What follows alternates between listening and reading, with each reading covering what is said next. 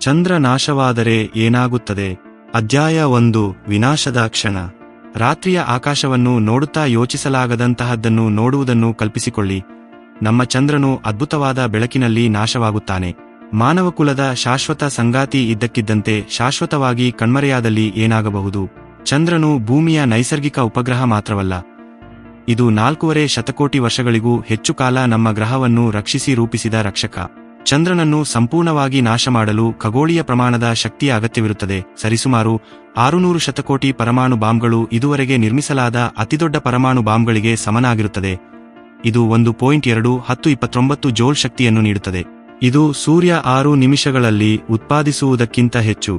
ಆದರೆ ಈ ಅಸಾಧ್ಯ ಸನ್ನಿವೇಶವು ಸಂಭವಿಸುತ್ತದೆ ಎಂದು ಊಹಿಸೋಣ.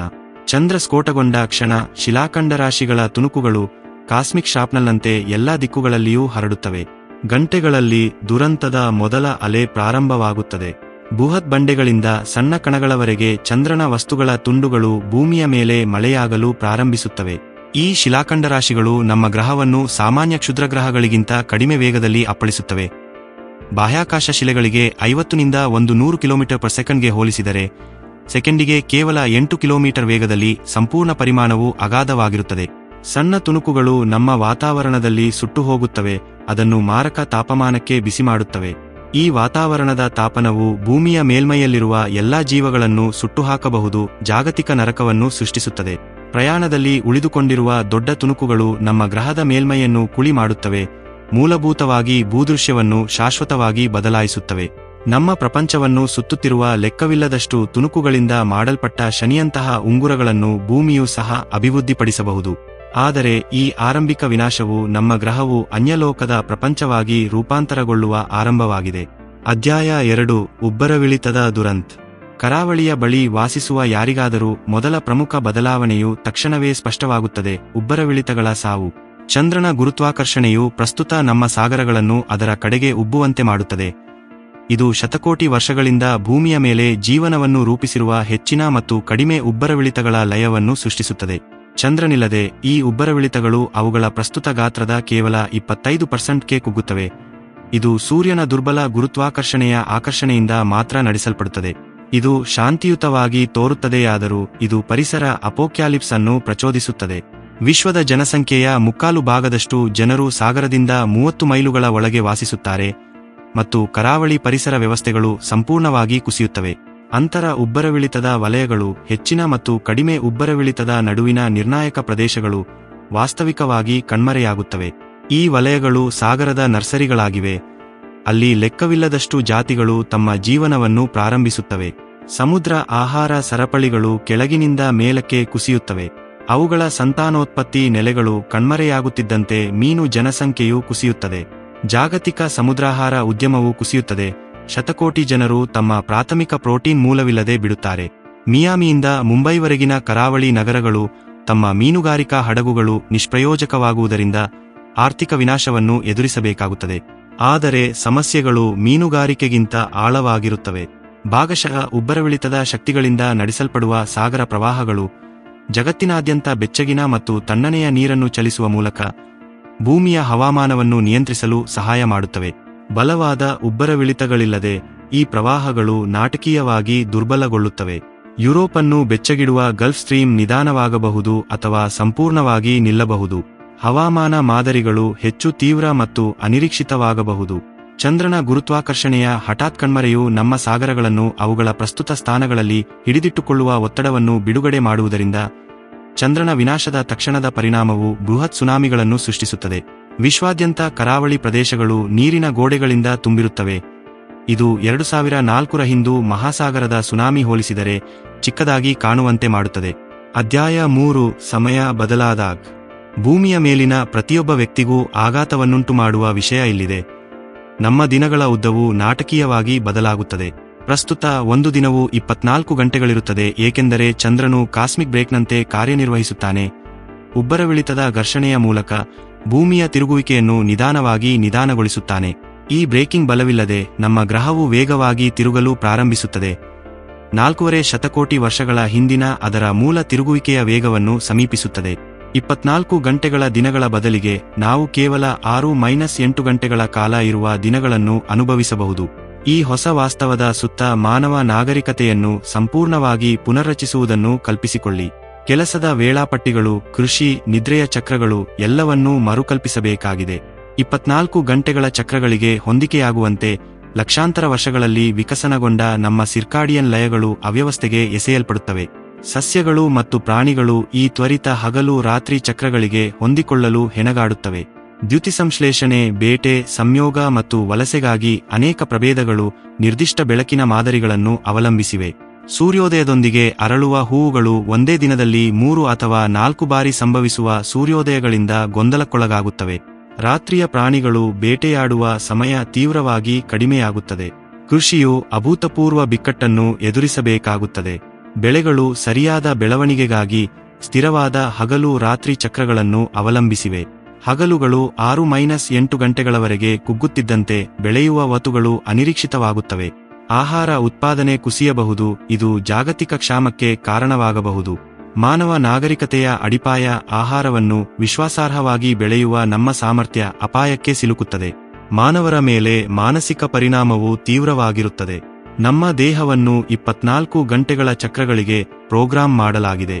ಕಡಿಮೆ ದಿನಗಳು ಜಾಗತಿಕ ಮಟ್ಟದಲ್ಲಿ ನಿರಂತರ ಜೆಟ್ಲ್ಯಾಗ್, ನಿದ್ರೆಯ ಅಸ್ವಸ್ಥತೆಗಳು ಮತ್ತು ಮಾನಸಿಕ ಆರೋಗ್ಯ ಸಮಸ್ಯೆಗಳಿಗೆ ಕಾರಣವಾಗುತ್ತವೆ. ಸಮಾಜವು ಸಮಯ ಮತ್ತು ದೈನಂದಿನ ಜೀವನವನ್ನು ಸಂಘಟಿಸುವ ಸಂಪೂರ್ಣ ಹೊಸ ವಿಧಾನಗಳನ್ನು ಅಭಿವೃದ್ಧಿಪಡಿಸಬೇಕಾಗುತ್ತದೆ. ಅಧ್ಯಾಯ 4: ಹವಾಮಾನ ಅವ್ಯವಸ್ಥೆ ಮತ್ತು ಕಾಲೋಚಿತ ವಿನಾಶ. ದೀರ್ಘಕಾಲೀನವಾಗಿ ಉಂಟಾಗುವ ಅತ್ಯಂತ ಭಯಾನಕ ಪರಿಣಾಮವೆಂದರೆ ಭೂಮಿಯ ಸ್ಥಿರ ಹವಾಮಾನದ ಕುಸಿತ. ಚಂದ್ರನು ಉಬ್ಬರವಿಳಿತಗಳನ್ನು ನಿಯಂತ್ರಿಸುವುದಲ್ಲದೆ ಇದು ನಮ್ಮ ಗ್ರಹದ ಅಕ್ಷೀಯ ಊರೆಯನ್ನು ಸುಮಾರು 23.5 ಡಿಗ್ರಿಗಳಲ್ಲಿ ಸ್ಥಿರಗೊಳಿಸುತ್ತದೆ. ಈ ಊರೆಯು ನಮಗೆ ಊಹಿಸಬಹುದಾದ ವತುಗಳು ಮತ್ತು ತುಲನಾತ್ಮಕವಾಗಿ ಸ್ಥಿರವಾದ ಹವಾಮಾನ ವಲಯಗಳನ್ನು ನೀಡುತ್ತದೆ. ಚಂದ್ರನ ಗುರುತ್ವಾಕರ್ಷಣೆಯ ಆಧಾರವಿಲ್ಲದೆ ಭೂಮಿಯ ಅಕ್ಷವು ಅಸ್ತವ್ಯಸ್ತವಾಗಿ ತೂಗಾಡಲು ಪ್ರಾರಂಭಿಸುತ್ತದೆ. ಸಾವಿರಾರು ವರ್ಷಗಳಲ್ಲಿ ನಮ್ಮ ಗ್ರಹವು ಸಂಪೂರ್ಣವಾಗಿ ನೇರವಾದ 0 ಡಿಗ್ರಿ ನಿಂದ ಬಹುತೇಕ ಅದರ ಬದಿಯಲ್ಲಿ ಮಲಗಿರುವವರೆಗೆ 85 ಡಿಗ್ರಿ ಎಲ್ಲಿ ಬೇಕಾದರೂ ಓರೆಯಾಗಬಹುದು. ಭೂಮಿಯು ತೀವ್ರ ಕೋನಗಳಿಗೆ ಉರೆಯಾದಾಗ ಒಂದು ಗೋಳಾರ್ಧವು ತಿಂಗಳುಗಳ ಕಾಲ ನಿರಂತರವಾಗಿ ಸೂರ್ಯನನ್ನು ಎದುರಿಸಬಹುದು ಮತ್ತು ಇನ್ನೊಂದು ಗೋಳಾರ್ಧವು ಶಾಶ್ವತ ಕತ್ತಲೆಯಲ್ಲಿ ಉಳಿಯುತ್ತದೆ. 6 ತಿಂಗಳ ನಿರಂತರ ಹಗಲು ಬೆಳಕನ್ನು ನಂತರ 6 ತಿಂಗಳ ಅಂತ್ಯವಿಲ್ಲದ ಚಳಿಗಾಲವನ್ನು ಕಲ್ಪಿಸಿಕೊಳ್ಳಿ. ಈ ನಾಟಕೀಯ ಉರೆಯಾಗುವ ಚಕ್ರಗಳು ನಮ್ಮ ಪ್ರಸ್ತುತ ಹವಾಮಾನ ಬದಲಾವಣೆಯ ಕಾಳಜಿಗಳನ್ನು ಚಿಕ್ಕದಾಗಿ ಕಾಣುವಂತೆ ಮಾಡುತ್ತದೆ. ಹಿಮಯುಗಗಳು ಬಂದು ವೇಗವಾಗಿ ಹೋಗುತ್ತವೆ. ಧ್ರುವೀಯ ಮಂಜುಗಡ್ಡೆಗಳು ಕರಗುತ್ತವೆ ಮತ್ತು ಪದೇ ಪದೇ ಸುಧಾರಿಸುತ್ತವೆ. ಇದರಿಂದಾಗಿ ಸಮುದ್ರ ಮಟ್ಟಗಳು 100 ಅಡಿಗಳಷ್ಟು ಏರುತ್ತವೆ ಮತ್ತು ಇಳಿಯುತ್ತವೆ. ಸಹಾರಾ ಮರುಭೂಮಿ ಒಂದು ಮಂಜುಗಡ್ಡೆಯಾಗಿರಬಹುದು, ಆದರೆ ಅಂಟಾರ್ಕ್ಟಿಕಾ ಉಷ್ಣವಲಯವಾಗಬಹುದು. ಹವಾಮಾನ ವ್ಯವಸ್ಥೆಗಳು ಅಸಾಧ್ಯವಾಗಿ ಹಿಂಸಾತ್ಮಕವಾಗುತ್ತವೆ. ಸ್ಥಿರ ವತುಗಳು ಇಲ್ಲದಿದ್ದರೆ ವಾತಾವರಣದ ಪರಿಚಲನೆ ಮಾದರಿಗಳು ಹಾಳಾಗುತ್ತವೆ. ಚಂಡಮಾರುತಗಳು, ಸುಂಟರಗಾಳಿಗಳು ಮತ್ತು ಬೃಹತ್ ಬಿರುಗಾಳಿಗಳು ಅಪವಾದಕ್ಕಿಂತ ಹೆಚ್ಚಾಗಿ ರೂಢಿಯಾಗುತ್ತವೆ. ತಾಪಮಾನ ಏರಿಳಿತಗಳು ತೀವ್ರವಾಗಿರಬಹುದು. ಪ್ರದೇಶಗಳು ಒಂದು ವತುವಿನಲ್ಲಿ ಆರ್ಟಿಕ್ ಪರಿಸ್ಥಿತಿಗಳನ್ನು ಅನುಭವಿಸಬಹುದು ಮತ್ತು ಮುಂದಿನ ವತುವಿನಲ್ಲಿ ಮರುಭೂಮಿ ಶಾಖವನ್ನು ಅನುಭವಿಸಬಹುದು. ಸಸ್ಯ ಮತ್ತು ಪ್ರಾಣಿಗಳು ನಿರಂತರ ಏರಿಳಿತವನ್ನು ಎದುರಿಸಬೇಕಾಗುತ್ತದೆ. ನಿರ್ದಿಷ್ಟ ಹವಾಮಾನ ವಲಯಗಳಿಗೆ ವಿಕಸನಗೊಂಡ ಪ್ರಭೇದಗಳು ತಮ್ಮ ಆವಾಸಸ್ಥಾನಗಳು ಅನಿರೀಕ್ಷಿತವಾಗಿ ಬದಲಾಗುವುದನ್ನು ಕಂಡುಕೊಳ್ಳುತ್ತವೆ. ಪರಿಸರ ವ್ಯವಸ್ಥೆಗಳು ಕುಸಿದು ಪದೇ ಪದೇ ಸುಧಾರಣೆಯಾಗುತ್ತಿದ್ದಂತೆ ಸಾಮೂಹಿಕ ಅಳಿವುಗಳು ಸಂಭವಿಸುತ್ತವೆ. ಸಣ್ಣ ತಾಪಮಾನ ಬದಲಾವಣೆಗಳಿಗೆ ಈಗಾಗಲೇ ಗುರಿಯಾಗುವ ಹವಳದ ಬಂಡೆಗಳು ಸಂಪೂರ್ಣವಾಗಿ ಸಾಯುತ್ತವೆ. ಊಹಿಸಬಹುದಾದ ವತುಗಳು ಮತ್ತು ಸ್ಥಿರ ಹವಾಮಾನ ವಲಯಗಳ ಸುತ್ತಲೂ ನಿರ್ಮಿಸಲಾದ ಮಾನವ ನಾಗರಿಕತೆಯು ಅದರ ದೊಡ್ಡ ಸವಾಲನ್ನು ಎದುರಿಸಬೇಕಾಗುತ್ತದೆ. ಅನಿರೀಕ್ಷಿತ ಬೆಳೆಯುವ ವತುಗಳೊಂದಿಗೆ ಕೃಷಿ ಬಹುತೇಕ ಅಸಾಧ್ಯವಾಗುತ್ತದೆ. ಕರಾವಳಿ ನಗರಗಳು ಪದೇ ಪದೇ ಪ್ರವಾಹಕ್ಕೆ ಒಳಗಾಗುತ್ತವೆ ಮತ್ತು ಹೆಪ್ಪುಗಟ್ಟುತ್ತವೆ. ಅಸ್ತವ್ಯಸ್ತವಾಗಿರುವ ಗ್ರಹದ ಸುತ್ತ ವಾಸಯೋಗ್ಯ ಪರಿಸ್ಥಿತಿಗಳನ್ನು ಅನುಸರಿಸಿ ಮಾನವೀಯತೆಯು ಶಾಶ್ವತವಾಗಿ ಅಲೆಮಾರಿಗಳಾಗಬೇಕಾಗಬಹುದು. ಅಧ್ಯಾಯ 5: ಮೌನ ಆಕಾಶ ಮತ್ತು ಪರಿಸರ ವ್ಯವಸ್ಥೆಯ ಕುಸಿತ. ನಮ್ಮ ರಾತ್ರಿ ಆಕಾಶದ ರೂಪಾಂತರವು ಅತ್ಯಂತ ಕಾಡುವ ಬದಲಾವಣೆಗಳಲ್ಲಿ ಒಂದಾಗಿದೆ. ಚಂದ್ರನ ಪ್ರಕಾಶಮಾನವಾದ ಹೊಳಪಿಲ್ಲದಿದ್ದರೆ ಭೂಮಿಯು ಮಾನವ ಇತಿಹಾಸದಲ್ಲಿ ಮೊದಲ ಬಾರಿಗೆ ನಿಜವಾಗಿಯೂ ಕತ್ತಲೆಯಾದ ರಾತ್ರಿಗಳನ್ನು ಅನುಭವಿಸುತ್ತದೆ.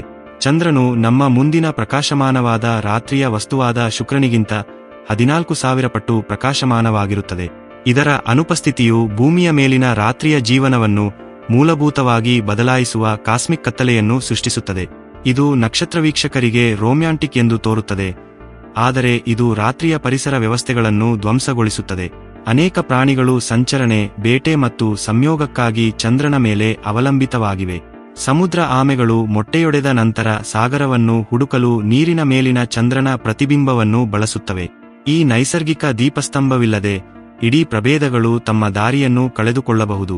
ಚಂದ್ರನ ಬೆಳಕಿನಿಂದ ಸಂಚರಿಸುವ ಪತಂಗಗಳು, ಬಾವಲಿಗಳು ಮತ್ತು ಅಸಂಖ್ಯಾತ ಇತರ ಜೀವಿಗಳು ಅಳಿವಿನಂಚಿನಲ್ಲಿವೆ.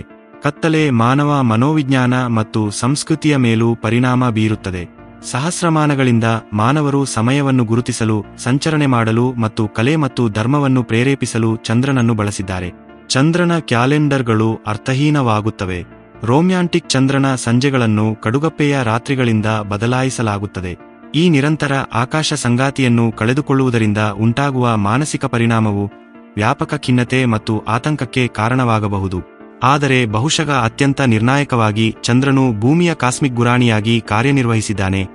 ಇಲ್ಲದಿದ್ದರೆ ನಮ್ಮ ಗ್ರಹವನ್ನು ಹೊಡೆಯಬಹುದಾದ ಕ್ಷುದ್ರಗ್ರಹಗಳು ಮತ್ತು ಧೂಮಕೇತುಗಳನ್ನು ಆಕರ್ಷಿಸುತ್ತಾನೆ. ದೊಡ್ಡ ಚಂದ್ರನಿಲ್ಲದೆ ಮಂಗಳವು ತನ್ನ ಇತಿಹಾಸದುದ್ದಕ್ಕೂ ಹೆಚ್ಚು ತೀವ್ರವಾದ ಬಾಂಬ್ ದಾಳಿಗೆ ಸಾಕ್ಷಿಯಾಗಿದೆ. ನಮ್ಮ ಚಂದ್ರ ರಕ್ಷಕನಿಲ್ಲದೆ ಭೂಮಿಯು ಹೆಚ್ಚಿದ ಕ್ಷುದ್ರಗ್ರಹ ಪರಿಣಾಮಗಳನ್ನು ಎದುರಿಸಬೇಕಾಗುತ್ತದೆ. ಸಂಭಾವ್ಯವಾಗಿ ಹೆಚ್ಚು ಆಗಾಗ್ಗೆ ಸಾಮೂಹಿಕ ಅಳಿವುಗಳನ್ನು ಪ್ರಚೋದಿಸುತ್ತದೆ. ಜೀವನದ ಜೈವಿಕ ಲಯಗಳು ಸ್ವತಃ ಬಿಚ್ಚಿಕೊಳ್ಳುತ್ತವೆ. ಅನೇಕ ಸಮುದ್ರ ಪ್ರಭೇದಗಳು ತಮ್ಮ ಸಂತಾನೋತ್ಪತ್ತಿಯನ್ನು ಚಂದ್ರನ ಚಕ್ರಗಳಿಗೆ ಸಮಯಕ್ಕೆ ತರುತ್ತವೆ. ಹವಳದ ಬಂಡೆಗಳು ಚಂದ್ರನ ಹಂತಗಳ ಪ್ರಕಾರ ಮೊಟ್ಟೆಯಿಡುತ್ತವೆ. ಈ ಆಕಾಶ ಸೂಚನೆಗಳಿಲ್ಲದೆ ಸಂತಾನೋತ್ಪತ್ತಿ ಚಕ್ರಗಳು ಅಸ್ತವ್ಯಸ್ತವಾಗುತ್ತವೆ. ಹವಾಮಾನ ಮತ್ತು ಉಬ್ಬರವಿಳಿತದ ಬದಲಾವಣೆಗಳಿಂದ ಈಗಾಗಲೇ ಒತ್ತಡಕ್ಕೊಳಗಾದ ಪರಿಸರ ವ್ಯವಸ್ಥೆಗಳನ್ನು ಮತ್ತಷ್ಟು ಅಸ್ಥಿರಗೊಳಿಸುತ್ತವೆ. ನಮ್ಮ ಗ್ರಹದ ಕರಗಿದ ಮಧ್ಯಭಾಗದಲ್ಲಿ ಉಬ್ಬರವಿಳಿತದ ಶಕ್ತಿಗಳಿಂದ ಭಾಗಶಃ ಉತ್ಪತ್ತಿಯಾಗುವ ಭೂಮಿಯ ಕಾಂತೀಯ ಕ್ಷೇತ್ರವು ಸಹ ದುರ್ಬಲಗೊಳ್ಳಬಹುದು. ದುರ್ಬಲ ಕಾಂತೀಯ ಕ್ಷೇತ್ರವು ಹೆಚ್ಚು ಹಾನಿಕಾರಕ ಸೌರ ವಿಕಿರಣವು ಭೂಮಿಯ ಮೇಲ್ಮೈಯನ್ನು ತಲುಪಲು ಅನುವು ಮಾಡಿಕೊಡುತ್ತದೆ.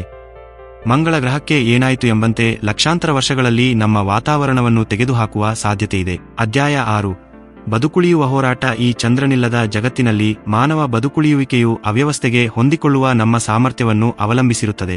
ಅನಿರೀಕ್ಷಿತ ವತುಗಳು, ಕುಸಿದ ಕೃಷಿ ಮತ್ತು ತೀವ್ರ ಹವಾಮಾನದೊಂದಿಗೆ ಸಾಂಪ್ರದಾಯಿಕ ಕೃಷಿ ಅಸಾಧ್ಯ.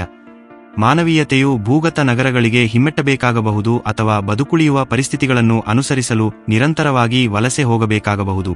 ತಂತ್ರಜ್ಞಾನವು ನಮ್ಮ ಜೀವನಾಡಿಯಾಗಬಹುದು. ಹೊರಗಿನ ಅಸ್ತವ್ಯಸ್ತವಾಗಿರುವ ಹವಾಮಾನದಿಂದ ಸ್ವತಂತ್ರವಾಗಿ ಆಹಾರವನ್ನು ಉತ್ಪಾದಿಸಲು ನಾವು ಸುಧಾರಿತ ಹವಾಮಾನ ನಿಯಂತ್ರಿತ ಬೆಳೆಯುವ ಸೌಲಭ್ಯಗಳನ್ನು ಅಭಿವೃದ್ಧಿಪಡಿಸಬೇಕಾಗಿದೆ. ಸಂಚರಣೆ ಮತ್ತು ಮಾನಸಿಕ ಯೋಗಕ್ಷೇಮಕ್ಕಾಗಿ ಕಳೆದುಹೋದ ಚಂದ್ರನ ಬೆಳಕನ್ನು ಕೃತಕ ಬೆಳಕಿನ ವ್ಯವಸ್ಥೆಗಳು ಬದಲಾಯಿಸುತ್ತವೆ. ಸಮಯದೊಂದಿಗಿನ ನಮ್ಮ ಸಂಪೂರ್ಣ ಸಂಬಂಧಕ್ಕೆ ಪುನರ್ನಿರ್ಮಾಣದ ಅಗತ್ಯವಿರುತ್ತದೆ.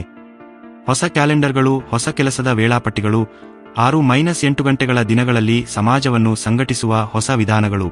ಜಾಗತಿಕ ಆರ್ಥಿಕತೆಯು ಸಂಪೂರ್ಣ ಪುನರ್ರಚನೆಯನ್ನು ಎದುರಿಸಬೇಕಾಗುತ್ತದೆ. ಸುನಾಮಿಗಳು ಮತ್ತು ಅನಿರೀಕ್ಷಿತ ಉಬ್ಬರವಿಳಿತಗಳಿಂದಾಗಿ ಕರಾವಳಿ ವ್ಯಾಪಾರ ಮಾರ್ಗಗಳು ನಿಷ್ಪ್ರಯೋಜಕವಾಗುತ್ತವೆ. ಮೀನುಗಾರಿಕೆ ಉದ್ಯಮವು ಕಣ್ಮರೆಯಾಗುತ್ತದೆ. ಕೃಷಿ ಅವಲಂಬಿತ ಪ್ರದೇಶಗಳು ವಾಸಯೋಗ್ಯವಾಗುವುದಿಲ್ಲ. ಬದುಕುಳಿಯಲು ಸಂಪನ್ಮೂಲಗಳು ಮತ್ತು ತಂತ್ರಜ್ಞಾನವನ್ನು ಹಂಚಿಕೊಳ್ಳಲು ರಾಷ್ಟ್ರಗಳು ಹಿಂದೆಂದಿಗಿಂತಲೂ ಉತ್ತಮವಾಗಿ ಸಹಕರಿಸಬೇಕಾಗುತ್ತದೆ. ಆದರೂ ಈ ದುರಂತವು ಅಭೂತಪೂರ್ವ ನಾವೀನ್ಯತೆಗೆ ಕಾರಣವಾಗಬಹುದು. ಅಗತ್ಯವು ಸಮ್ಮಿಳನ ಶಕ್ತಿ, ಲಂಬಕೃಷಿ, ಹವಾಮಾನ ನಿಯಂತ್ರಣ ತಂತ್ರಜ್ಞಾನ ಮತ್ತು ಬಾಹ್ಯಾಕಾಶ ವಸಾಹತುಶಾಹಿಯ ಅಭಿವೃದ್ಧಿಯನ್ನು ವೇಗಗೊಳಿಸಬಹುದು. ಮಾನವೀಯತೆಯು ಈ ಬಿಕ್ಕಟ್ಟಿನಿಂದ ಹಿಂದೆಂದಿಗಿಂತಲೂ ಹೆಚ್ಚು ತಾಂತ್ರಿಕವಾಗಿ ಮುಂದುವರಿದ ಮತ್ತು ಏಕೀಕೃತವಾಗಬಹುದು. ಪ್ರಶ್ನೆ ಉಳಿದಿದೆ: ನಮ್ಮ ಪ್ರಭೇದಗಳು ಹೊಂದಿಕೊಳ್ಳುವಷ್ಟು ಕಾಲ ಬದುಕಬಲ್ಲವೇ? ಪರಿಸರ ವ್ಯವಸ್ಥೆಗಳು ಕುಸಿಯುವುದು, ಹವಾಮಾನ ಅವ್ಯವಸ್ಥೆ ಮತ್ತು ಆಹಾರದ ಕೊರತೆಯೊಂದಿಗೆ ಪರಿವರ್ತನೆಯ ಅವಧಿಯು ಶತಮಾನಗಳು ಅಥವಾ ಸಹಸ್ರಮಾನಗಳವರೆಗೆ ಇರುತ್ತದೆ. ಸ್ಥಿರವಾದ ಚಂದ್ರರಹಿತ ಭೂಮಿಯನ್ನು ನೋಡಲು ಅತ್ಯಂತ ಸಿದ್ಧ ಮತ್ತು ಹೊಂದಿಕೊಳ್ಳಬಲ್ಲ ಸಮುದಾಯಗಳು ಮಾತ್ರ ಬದುಕುಳಿಯಬಹುದು. ಚಂದ್ರನ ವಿನಾಶವು ಭೂಮಿಯನ್ನು ಅನ್ಯಲೋಕದ ಪ್ರಪಂಚವಾಗಿ ಪರಿವರ್ತಿಸುತ್ತದೆ. ಅಲ್ಲಿ ಊಹಿಸಬಹುದಾದ ವತುಗಳು, ಸ್ಥಿರ ದಿನಗಳು ಮತ್ತು ಸೌಮ್ಯ ಉಬ್ಬರವಿಳಿತಗಳ ಪರಿಕಲ್ಪನೆಯು ಪ್ರಾಚೀನ ಪುರಾಣಗಳಾಗುತ್ತದೆ. ನಮ್ಮ ನೀಲಿ ಅಮೃತಶಿಲೆಯು ಅಸ್ತವ್ಯಸ್ತವಾಗಿರುವ ಬಿರುಗಾಳಿಯಿಂದ ಕೂಡಿದ ಗ್ರಹವಾಗುತ್ತದೆ. ಅಲ್ಲಿ ಪ್ರಬಲ ಮತ್ತು ಅತ್ಯಂತ ಹೊಂದಿಕೊಳ್ಳುವ ಜೀವನ ಮಾತ್ರ ಸಹಿಸಿಕೊಳ್ಳಬಲ್ಲದು. ಅದಕ್ಕಾಗಿಯೇ ನಾವು ನಮ್ಮ ಆಕಾಶ ಸಂಗಾತಿಯನ್ನು ನಮ್ಮ ಆಕಾಶದಲ್ಲಿ ಉಳಿದುಕೊಂಡಿರುವಾಗ ಭೂಮಿಯನ್ನು ಜೀವನಕ್ಕೆ ಸ್ವರ್ಗವನ್ನಾಗಿ ಮಾಡುವ ಸೂಕ್ಷ್ಮ ಸಮತೋಲನವನ್ನು ಮೌನವಾಗಿ ಕಾಪಾಡಿಕೊಳ್ಳಬೇಕು.